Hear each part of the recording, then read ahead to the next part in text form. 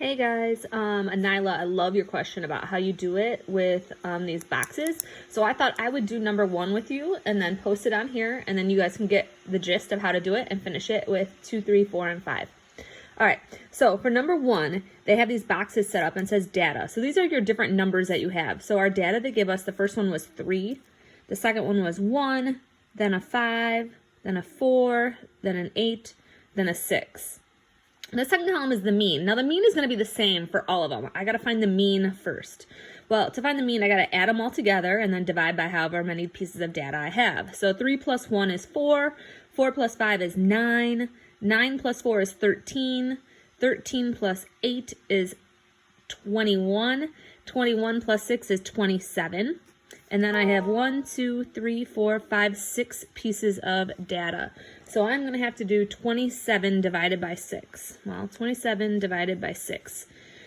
6 is going to go into 27 4 times for sure, because 6 times 4 is 24. I have 3 left over.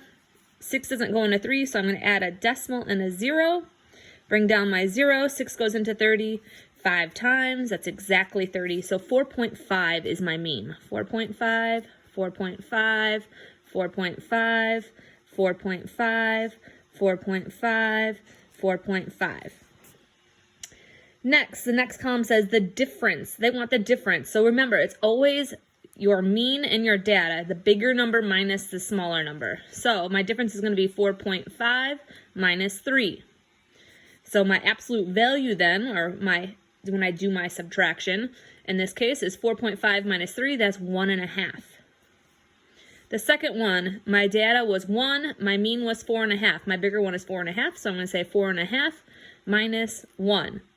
My total then would be 3.5, 3.5. Third one, we had the data was 5, the mean was 4.5. So 5 is bigger, so I'm going to do 5 minus 4.5. 5 minus 4.5 is 1/2, or 0.5. The fourth piece of data, I had a 4, and I have my 4.5 as my mean, so I'm going to take my bigger one, 4.5, and subtract 4. 4.5 minus 4 is 0.5, or 1/2. Next one, I have 8, and I have 4.5, so take the bigger one, 8 minus 4.5. When I do my subtraction, I get 3.5. And then finally, my last piece of data, I had 6, and my mean was 4.5. The bigger is 6, so 6 minus 4.5, and I should get 1.5. Now, in the bottom, notice it says sum. This is where I'm going to add this. 1.5 plus 3.5 is 5. 5 plus 1/2 is 5.5.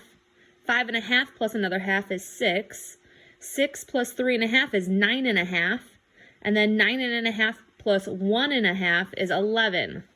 So my sum is 11.